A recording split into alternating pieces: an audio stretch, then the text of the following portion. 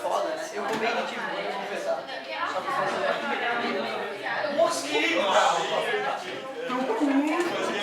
eu sempre comentei com meus alunos lá em Florianópolis que eu achava estranho, né, o fato de a gente jogar merda na água, né, em volta da ilha. E depois ir no verão nadar no meio da nossa própria merda. Uma coisa que é difícil de conceber em 2015, né? E a gente continua fazendo.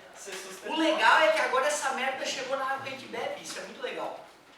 Entendeu? É a merda que a gente joga em volta da ilha, aí acaba contaminando de alguma forma o rio que alimenta a ilha. E aí, além de merda, também tem metais pesados na água lá em Florianópolis, né? Ou seja, não dá mais, mesmo que tenha um filtro muito bom, não dá mais para confiar, né, cara, na água filtrada da torneira.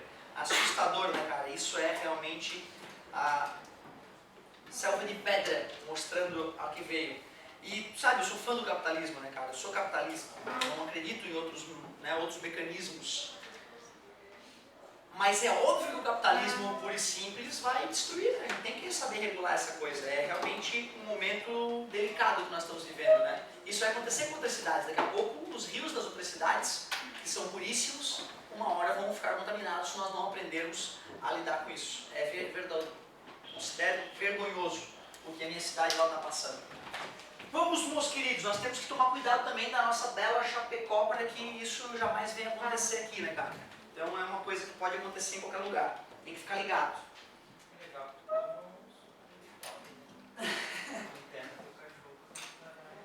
Pois é, cara, o churume cadavélico é um problema grave em Florianópolis. Dos nossos cemitérios, um apenas tem tratamento para o churume cadavélico, né? Que é um dos líquidos que vão sair do corpo, né? Do corpo das formas mais diversas de mortos. Então tu imagina, né, cara? Um vírus que matou um sujeito vai infiltrado pela água, cai no lençol freático e mata uma pessoa, às vezes décadas depois de ter matado o sujeito. Que loucura, né, cara? Isso é incrível, né? Tu tem que ter um tratamento especial embaixo do cemitério, né? Pensando nisso. Legal, ótima colocação. Vamos que vamos. Estávamos na página 21, 22, que eu disse. Fazendo o exercício. Isso, a 78 foi, né? Vimos que o problema seria a interferência. Voltando a comentar o celular, tu já viu que também não pode ir no posto de gasolina, né? Eles recomendam que tu desligue teu celular no posto de gasolina. Certo? No filme, esses dias o cara pegou pra iluminar dentro do tanque do caminhão de combustível. Não viram o vídeo? Não vi. Aí explodiu, né? Ele pegou o celular pra iluminar assim dentro do... Abriu a tampa e foi iluminar. Aí explodiu. Tem o vídeo da câmera de segurança. Ah, tá. Era um caminhão-tanque. Ele estava iluminando dentro do caminhão. Dentro do caminhão-tanque. E ele morreu? Só um caminhão-tanque. Ele morreu? Ah, não sei. Eu só vi a imagem da câmera de segurança dele saindo do pneu na tocha fumando. Né? Eu entendo que seja verdade. O que eu só não compreendo é o seguinte. Como é que tu vai justificar para as pessoas que elas não podem usar o celular no posto de combustível, sendo que o próprio carro é uma máquina que funciona na base da faísca e na base da explosão e da vibração, né? Isso que eu não entendo. Então, assim, deveria ter uma placa, né? Desligue seu carro e chegue empurrando, né? Se for pensar, né? Tu vê, para um celular explodir alguma coisa, o cara tem que fazer uma coisa muito dantesca. E talvez não tenha sido o celular em si. Pode ter sido eletrização por atrito do objeto, né? Eletrizou por atrito e aí a fagulha vem da eletrização por atrito, não é porque é um celular que é eletrônico, não tem faísca.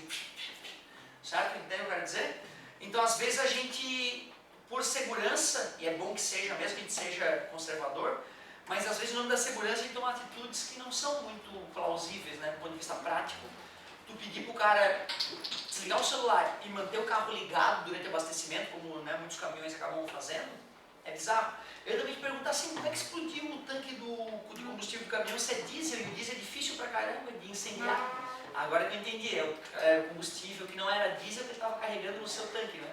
Ah, deixa eu ver se já terminou o abastecimento. Parecido com um cara, um manezinho lá que foi consertar aqueles fios de alta tensão na ilha, quando eu comentei com vocês, né? Os cabos que alimentam a ilha de Florianópolis, tu imagina a espessura do cabo, né? Que leva energia para 300 mil habitantes na ilha, né? Tu imagina a geladeira de todo mundo, o chuveiro de todo mundo funcionando, deve ser um puta de um cabo, né? E ele passa por debaixo da ponte.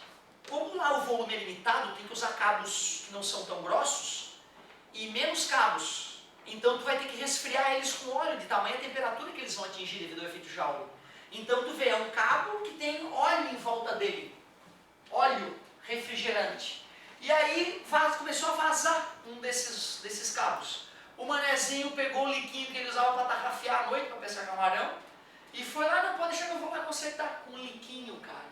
Com um liquinho, não é com uma lanterna, é com um liquinho, foguinho. Imagina, desceu lá e o óleo pulverizado, espirrando óleo, cara. Óleo pulverizado no ar e um liquinho. Botou fogo debaixo da ponte e queimou todos esses fios. Imagina o prejuízo. E lá em Florianópolis, cara, nós ficamos 5 dias sem luz, cara. Sabe o que ficar 5 dias sem luz e o dono do supermercado perdendo estoque de milhares e milhares de reais, a comida apodrecendo na ilha? Cara, foi um prejuízo e a Celeste tem que arcar, né? Então tu imagina, cara, não sei quanto é que foi calculado, quantos milhões de prejuízo foi, mas... Não, que caralho, cara. Como é que não? Isso faz o quê? Foi 2003, 2004, vai fazer 11 anos agora, 12 anos. Assustador, né, cara? Chega de brincadeira. Uma manifestação comum nas torcidas de estado de futebol é a ola mexicana. Os espectadores de uma linha, sem sair do lugar, se deslocam e sem se deslocar lateralmente, ficam de pé e se sentam sincronizados com os da linha adjacente. O efeito coletivo se propaga pelos espectadores do estádio, formando uma onda progressiva, conforme ilustração. E é uma onda mesmo, né? Porque transporta energia, mas não transporta matéria. As pessoas não saem correndo junto com a onda. Calcula-se que a velocidade de propagação desta onda humana é de 45 km por hora. E que cada período de oscilação contém 16 pessoas, que se levantam e sentam organizadamente, distanciadas entre si por 80 centímetros. Nesta ola mexicana, a frequência da onda em hertz é um valor mais próximo de... Sabe que time de futebol foi? Eu não lembrava disso, como é que era mesmo? É? Em que ano que foi, cara? Faz tempo. Mas teve uma... Eu achava que tinha na Copa do Mundo específico que se popularizou, né? Não, que se popularizou foi na Copa do México, mas o único time que fazia era o time. Antes dessa Copa fatídica. Nossa, não sabia dessa não. Galera, tem um detalhe. O que ele quer dizer com essas 16 pessoas? 16 pessoas a cada período. É o comprimento, é daí que nós vamos tirar o comprimento de onda. Só que vocês concordam que entre 16 pessoas tem 15 espaços? Esse é um dos detalhezinhos, né? Como o espaço entre cada pessoa é 80 centímetros, eu vou usar 0,8 metros, eu concluo que 80 mais 40 vai dar 12 metros o comprimento de onda. Esse é um dos segredinhos, né? E não se esquecendo de converter de km por hora para metros por segundo. 45 km por hora dividido por 3,6 para passar para metros por segundo é igual a 12 vezes F. Equação fundamental. Divide por 9 em cima e embaixo, dá 5 dividido por 0,4, 50 quartos. 25 dividido para 2, 12,5. Então, multiplicando, passou dividindo. Frequência aproximadamente 1, alguma coisa, né? Aproximadamente 1 Hz. Letra C. Então, o mais delicado ali não era usar a equação fundamental, né? Era interpretar aquelas 16 pessoas como seria, né, de crista até crista a onda se formando, né? Muito bem. 80. Em um piano, o Dó central e a próxima nota Dó, Dó maior, apresentam sons parecidos, mas não idênticos. É possível utilizar programas computacionais para expressar o formato dessas ondas sonoras, em que cada uma das situações, como apresentada nas figuras, em que estão indicados intervalos de tempo idênticos, que ele chamou de tesão. Ele representou então o Dó central da seguinte maneira, ó. Tinha um pico e só mais para frente um outro pico. Mais para frente um outro pico. E ele foi lá e disse que demorou um tempo tesão entre aqueles dois picos do Dó central. E embaixo ele fez a representação do Dó maior. E entre dois picos desse Dó maior, dos Dó central, tem um pico extra do Dó maior. E ele diz que daqui até aqui tem a mesma distância tesão.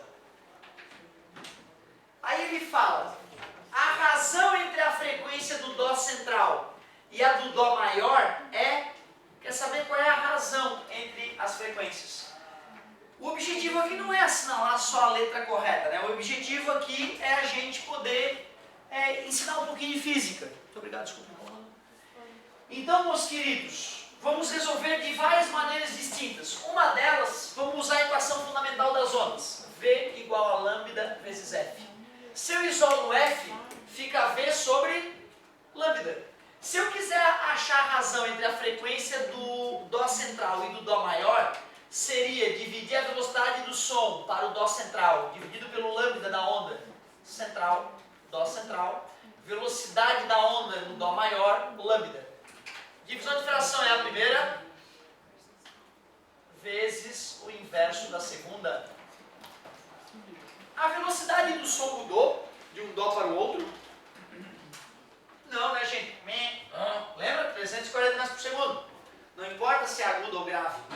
Quer dizer que a frequência do Dó central dividido pela frequência do Dó maior é o lambda do Dó maior dividido pelo lambda do Dó central. Claro, frequência e comprimento de ondas são inversamente proporcionais.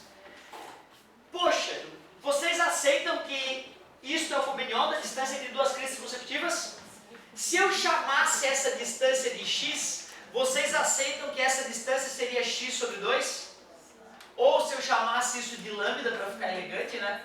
Aquilo ali seria lambda sobre 2. Então ficou lambda sobre 2 dividido por lambda. Divisão de fração é a primeira, vezes o inverso segunda. Corta a lambda com lambda, 1 sobre 2 ou 0,5. Uma das várias maneiras de resolver. O cara que conhece teoria musical, ele jamais faria conta. Ele automaticamente lembraria, isso é o intervalo de uma oitava.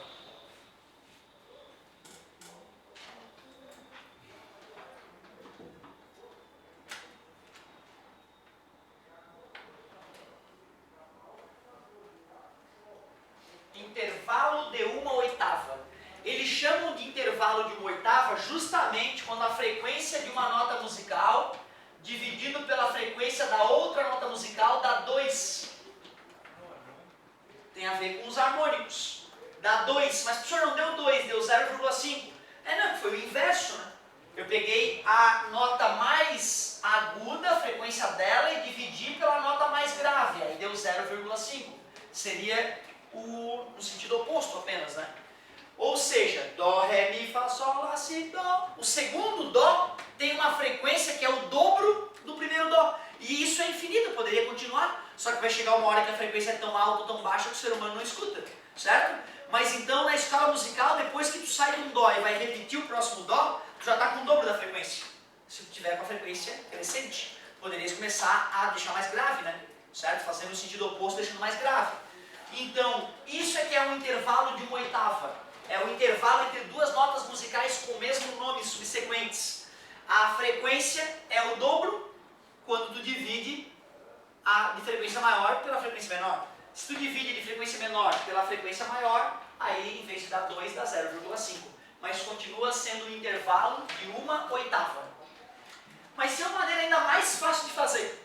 O cara não precisaria nem saber equação fundamental das ondas e nem saber teoria musical. Bastaria lembrar que a frequência é o inverso do período.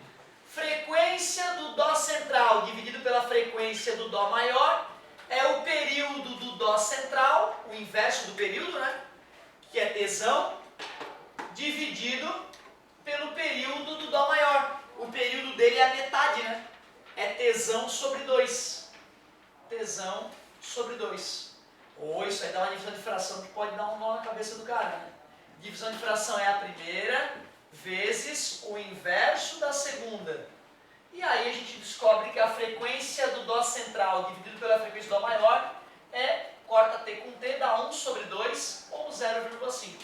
Ou seja, era só perceber que o período de um é o dobro do outro e de cabeça o cara perceber que já que o período é o inverso da frequência, se o período é o dobro, é porque a frequência é metade. E vice-versa. Então daria para responder sem cálculo nenhum. Eu fiz os cálculos, discuti o que era o intervalo de uma oitava para enriquecer a parte acústica. Mas não era necessário. Qual era a letrinha, meus queridos? Amor. Que vamos? 81. Vamos ver o que dizia a questão 81. Eu consegui perder meu livrinho? Não sei se eu já te levou. Essa questão 82 é que é legal. 81 é razoável. Alguns povos indígenas ainda preservam suas tradições realizando a pesca com lanças, demonstrando uma notável habilidade. Para fisgar um peixe em um lago com águas tranquilas, o índio deve mirar abaixo da posição em que enxerga o peixe. Ele deve proceder desta forma porque os raios de luz, deixa eu ver, ar e água. Ar e água, aí tem o peixinho. O peixinho mergulhado na água. E tem o índio está na canoa, né? Com a lança dele, esperando a oportunidade de fisgar o peixe.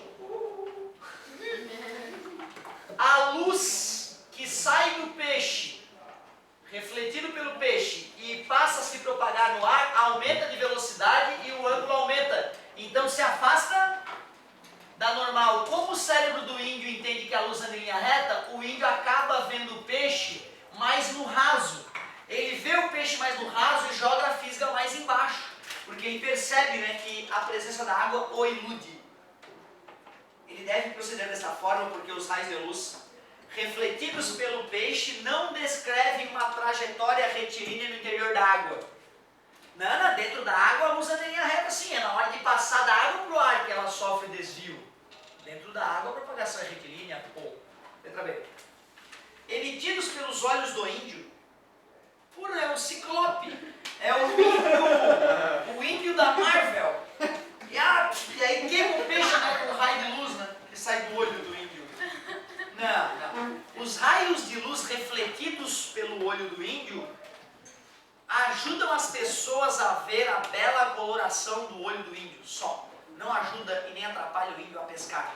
Quando tu vê o meu olho, isso te ajuda a me ver, não me ajuda a te ver. E o índio que está vendo o peixe, é o índio que está pescando, não é o peixe que está pescando o índio. Né? Então, nada a ver. Absurdo. Letra C. Espalhados pelo peixe, são refletidos pela superfície da água. Os raios de luz que refletem no peixe e se espalham, se eles refletem na superfície da água, eles voltam para dentro da água e aí o índio não vê. E até existe essa luz. Só que essa luz não ajuda o índio a ver o peixe. Não. Letra D. Emitidos pelos olhos do índio. Jaspion. Não. Refletidos pelo peixe, desviam sua trajetória quando passam da água para o ar. Realmente, é ali que ocorre o fenômeno que ilude o índio. A refração da luz ao passar da água para o ar. Com certeza. Questão 82. Essa 82 é muito legal. Ela é muito divertida, essa questãozinha.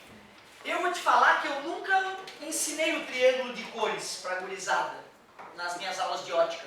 Talvez por incompetência. Se bem, cara, que a gente já fala tanta coisa, tão pouco delas é cobrado no vestibular, né? Para dar um mundo de matéria para cobrar a pontinha do iceberg, quando muito. Mas nessa questão, mesmo o aluno que nunca estudou o disco de cores ou o triângulo de cores, dependendo da maneira como a gente vai explicar, podia resolver a questão com a sua capacidade de interpretação, né? A própria questão ensinava como é que se usava aí esta brincadeira. Olha que bem boladinha essa questão. Então olha só, para que uma substância seja colorida, ela deve absorver luz na região do visível. Porque se ela reflete toda a luz na região do visível, ela parece branca, porque o branco é a mistura de todas as cores. Quando uma amostra absorve luz visível, a cor que percebemos é a soma das cores restantes que são refletidas ou emitidas pelo objeto. Faz sentido, quando eu vejo um objeto vermelho, é porque ele reflete o vermelho. Tudo bem. A figura 1 mostra o espectro de absorção para uma substância.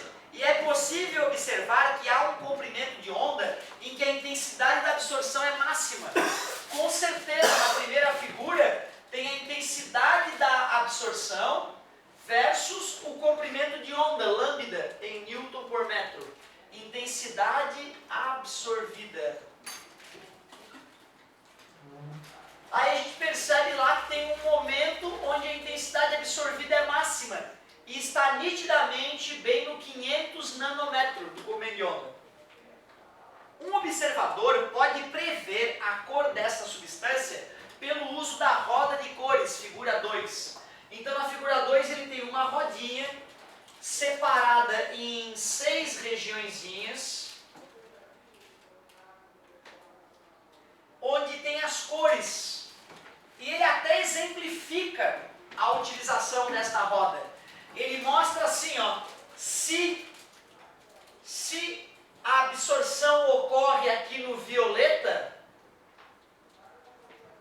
se a absorção ocorre no violeta, a cor que a gente vê no objeto, está do lado oposto da roda, seria o amarelo. E na roda tem também a faixa dos comprimentos de onda. Por exemplo, a faixa do verde, os comprimentos de onda vão do 490 nanômetro até os 560 nanômetro.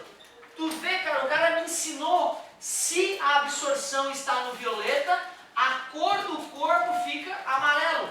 E nós sabemos pelo gráfico que a absorção máxima está no 500, que é bem onde está o verde. Logo, a cor do corpo está na região oposta ao verde, que é o vermelho.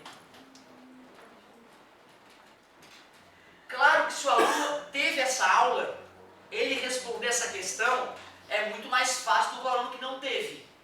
Mas como nem todo material aborda esse detalhe, nem todo material didático, principalmente apostilado, que é já um resumo, né, aborda isso, nem todo professor que trabalha com livro, por mais completo que seja o livro, vai ter tempo de abordar esse detalhe. Então o vestibular, o Enem nesse caso foi muito honesto, permitindo que o aluno que tivesse boa interpretação conseguisse matar a questão. Vocês concordam que o cara que lê bem, ele mata essa questão, né? Mesmo sem grandes conhecimentos físicos. O que eu, de certa forma, não acho bom, né, cara? O ideal para mim é que o vestibular fique cada vez mais técnico, para que cada vez eu seja mais necessário, né? Se uma hora o vestibular deixar de ser técnico e bastar a interpretação, um bom professor de português poderia resolver toda a prova de física, né? Certo? Só interpretando o texto, né? Só contextualizando, e não é bom. De qualquer forma, né, a questão achei honestinha também, achei legal. Não é uma questão que eu acho que deveria ser abolida. Tinha que ter uma ou outra técnica para fazer conta, né? Mas não precisa ser todas. Mudei hoje já. Desculpa, não queria. 83. Olha, outra questão interessante. Lá na página 23 nós já estamos. Vermelho. Estava oposto ao verde, né? Absorvia 500 nanômetros. Aí o texto falava que a cor, né, que a gente enxerga vai ser oposta à da cor absorvida, certo? Por isso que foi o vermelho, letra E de esforçado. Vamos que vamos, 83. Ao diminuir o tamanho de um orifício atravessado por um feixe de luz, passa menos luz por intervalo de tempo. E próximo da situação de completo fechamento do orifício, verifica-se que a luz apresenta um comportamento como ilustrado nas figuras. Tu vê que legal, o cara pegou uma lâmpada, emitiu luz com essa lâmpada e fez essa luz passar por uma placa com orifício. Aí a gente percebe que quando a gente deixa o orifício mais estreito, passa menos luz, né? Então se eu deixar essa luz bater na parede, eu vou ver lá uma franja grossa de luz. Se eu deixo o orifício mais estreito, eu vou ver que a franja de luz fica mais fininha. Natural que seja assim. Só que se eu deixo muito, muito estreito o orifício, aí eu já percebo uma franja luminosa na parede. Isso só pode ser explicado porque a luz sofreu difração, né? Ela desviou naquela fenda. A famosa experiência de Young. Em qual dessas... Aí, peraí, ele falou isso. Sabe-se que o som, dentro de suas particularidades, também pode se comportar dessa forma. Olha, ele está dizendo que o som também pode sofrer esse desvio em obstáculos chamado de difração. Em qual das situações a seguir está representado o fenômeno descrito no texto? Letra E. Ao emitir uma nota musical muito aguda, uma cantora de ópera faz com que uma taça de cristal se despedace. Não, se a taça de cristal começou a vibrar mais intensamente, é por ressonância. A letra E está falsa. A letra E está falsa. Letra D. Ao ouvir uma ambulância se aproximando, uma pessoa percebe o som mais agudo do que quando ela se afasta. Manja muito, né? É mais fácil. Esses dias eu fiz uma Fórmula 1, aí um cara faz uma assim que, pô, foi humilhante, sabe, cara? Parecia aqueles caras que fazem vários barulhos no microfone. Aí a galera ficou me olhando com uma cara de idiota, pô, o senhor não sabe fazer o barulhinho do efeito Doppler, né? E o guri fez perfeito assim, cara, a galera. Efeito Doppler. Não é isso, aqui não tem nada a ver com o efeito Doppler. Letra C. Ao encostar o ouvido no chão, um homem percebe o som de uma locomotiva antes de ouvi-la pelo ar. Isso só mostra que o som se propaga mais rápido nos sólidos do que nos gases. E não tem a ver com a difração, com a capacidade de contornar obstáculos. Letra B. Ao gritar diante do desfiladeiro, uma pessoa ouve a repetição do seu próprio grito. Isso é a reflexão, é quando bate e volta. É o famoso eco. Ao se esconder atrás de um muro, o menino ouve a conversa de seus colegas. Nesse caso, a gente sabe que o som contornou o obstáculo, é a difração do som. O mesmo fenômeno que gerou as franjas. Se bem que as franjas foram geradas por difração e interferência. Experiência de Young. Vamos que vamos! 84. Quando a gente está tentando falar geografia, escuta o professor de física, é o que ele fez. É doença mental. É doença mental. Sabe, eu tenho uma desculpa, obrigado, amigo, muito gentil. Eu tenho uma desculpa para isso, pessoal. É que não é a câmera não. Muito antes de a câmera aparecer, os meus colegas reclamavam muito da minha mão. O início da minha carreira foi com jovens criados por pais não tão presentes na vida deles. Isso os fez crianças arredias, crianças ansiosas, crianças que precisam de um adulto dizendo cala tua boca, porra! Os vídeos mais assistidos meus na internet é eu comendo apagador, quebrando quadro, xingando aluno. Não são os vídeos onde eu ensino. Assustador, né, cara? Então tu vê que loucura. E aí isso, de certa forma, eu comecei a usar uma pressão sonora totalmente desnecessária para dar aula. E aí agora que eu vim trabalhar com pessoas educadas, pessoas atentas e calmas, pessoas que têm família, que têm pai, que mostram como é que a coisa funciona, então aí na verdade eu tenho que reaprender a falar com vocês, me perdoem. E eu agradeço a dica, meu querido, agradeço a dica. Não é importante até para mim, até para o meu tempo, eu sei disso. E eu entendo brincando, tanto que eu entro na onda, eu sei que eu sou berrão. E eu agradeço isso, eu estou já te explicando porque eu preciso me reeducar, porque se eu quiser continuar dando aula, que é o que eu amo fazer, com essa pressão sonora, um dia explode a corda vocal do cara. Ó, galerinha, o negócio é o seguinte. Estou mais calmo. As ondas eletromagnéticas. Aí,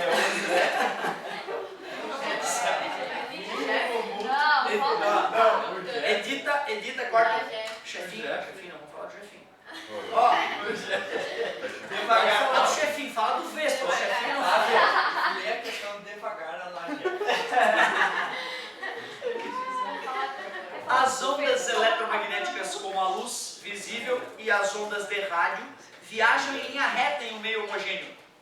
Então, as ondas de rádio emitidas na região litorânea do Brasil não alcançariam a região amazônica do Brasil por causa da curvatura da Terra. Entretanto, sabemos que é possível transmitir ondas de rádio entre estas localidades devido à ionosfera.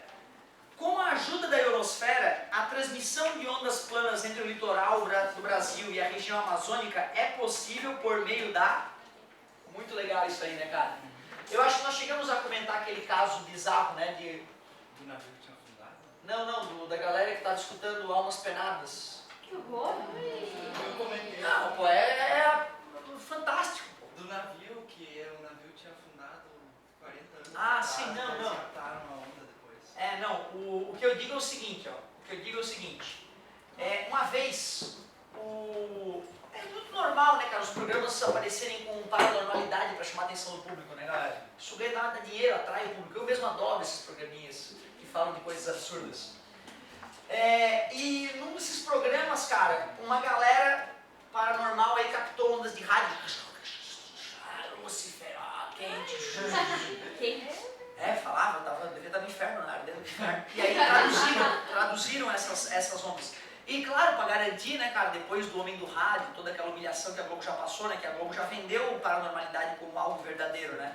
E aí, claro, as pessoas mais sérias reclamaram, apareceu a Associação Mundo Redondo, enquadrou o Fantástico e falou, não, isso dá espaço para esses bandidos, dá espaço para mim também. E aí lançou uma disputa entre o Homem do Rá, que era o paranormal brasileiro, né? E a Associação Mundo Redondo, e obviamente depois disso o Homem do Rá sumiu do mapa, nunca mais aconteceu esse tipo de crime informativo contra a população brasileira, né? Vender que algo paranormal foi documentado e existe, já que ainda não aconteceu isso, né? Quando acontecer a gente, né, agradece quando nos informarem. E aí, cara, o que aconteceu? Nessa onda de paranormalidade, o Fantástico apareceu com esses paranormais. Aí, só para não passar por babaca de novo, né? Não, vamos chamar a galera da USP primeiro e vamos mandar eles investigar para ver a chance disso ser verdadeiro, né? Chegou a galera da física da USP, pegaram as ondas, né, a gravação do fenômeno, procuraram as estações de rádio que operavam naquela frequência, acharam uma estação de rádio alemã que operava naquela frequência, a AM, e viram que as ondas captadas eram de uma estação de rádio alemã. E, portanto, as vozes falavam em alemão. Que traduzindo para o português aparecia, né, alguém falando, mas não era um programa de rádio alemão. Que tristeza, né, cara? E assim, eu não estou te falando isso para te deixar de acreditar em nada, é só para tu desconfiar das coisas, né, gente? Vocês que são médicos, serão futuros médicos, têm que tomar muito cuidado com isso. O fantástico está sempre presente na medicina, né? As curas fantásticas que perturbarão a medicina honesta de vocês. E aí, galera, o que é que faz a onda bater, voltar e voltar? Que fenômeno é esse? Dá pra acreditar, cara, que com um rádiozão daquele da Philips, antigão do teu vô, tu capta uma estação japonesa agora, do Japão, cara, tu capta. Desde que não tenha tempestade elétrica. Alemã, eu lembro que eu fiquei chocado com o rádio amador velho do meu vizinho, a gente começou a escutar uma língua que não era nossa. E eu, porra, que isso, cara? E aí depois é que a gente foi, né, ficar sabendo com os nossos pais que dava de captar realmente outras línguas, já que a onda AM reflete na ionosfera. Se eu quiser falar com alguém fora da Terra, dá para usar rádio AM? Não, né? Aí tu usa rádio FM, porque a rádio FM vai atravessar a atmosfera. Show de bola! Muito obrigado pela paciência e pela atenção, faltou pouco. Se não matarem com um polaco, pede aí depois que a gente continua. Valeu, galerinha! Oi. Roubaram a tua Sim. E agora a gente chama dúvida.